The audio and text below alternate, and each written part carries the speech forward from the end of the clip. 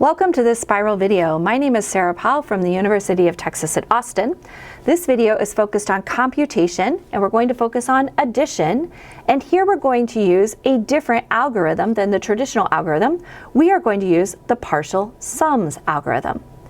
Now with the partial sums algorithm, we're going to start in the greatest place value and move to the least place value. So in a problem like this, 649 plus 147, the greatest place value is the hundreds place. So we'll start adding there, then we'll add the tens, and then we'll add the ones. First, I'm going to do this with some manipulatives, and then we'll do this with our paper and pencil.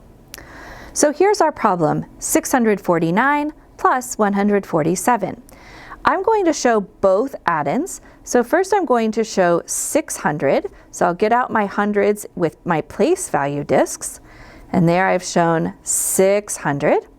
I have 4 tens. So I'll use my tens place value discs. And then we have 9 ones. I'll go ahead and get my blue ones out here. 1, 2, 3, 4, 5, 6, 7, 8, 9. There we go. Now I'm going to show the other add-in, 147.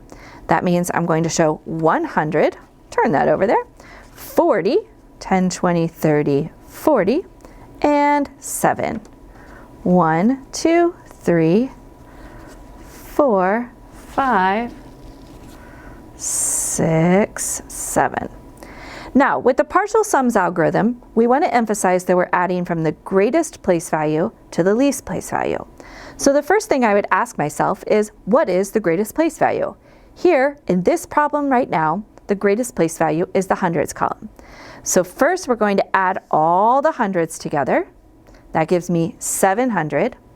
Then I'm going to add all the tens together. Then see I have 80. And then I'm going to add all the ones together, and that's 16. So then I think, well, what happens when I add 700 plus 80? Well, 700 plus 80 is 780. And then what happens if I have 780 plus 16? Well, that would be 796. So our sum is 796. Now let's solve this problem without those manipulatives, but with what students are going to use, usually paper and a pencil.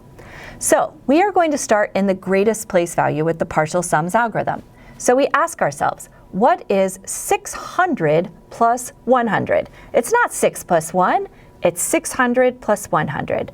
600 plus 100 is 700. So I'm going to go ahead and write my 700 right there, just like that. Now we move to the tens. What is 4 plus 4? Nope, that's not the question. It's what is 40 plus 40? 40 plus 40 is 80, so I'll go ahead and write that right there. And then what is 9 plus 7? 9 plus 7 is 16. I'll write that here.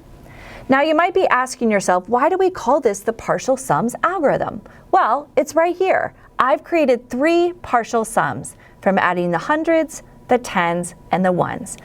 And if I add these partial sums together, I'll go ahead and put my equal line there. And I see I'm running out of space, so I'm going to have to write this really small down here at the bottom.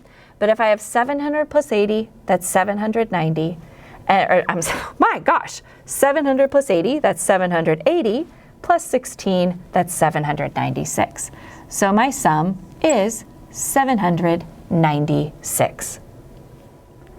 Thank you for tuning into this spiral video. Check out some of our other spiral videos where we look at the partial strategies for subtraction, multiplication, and division. See you soon!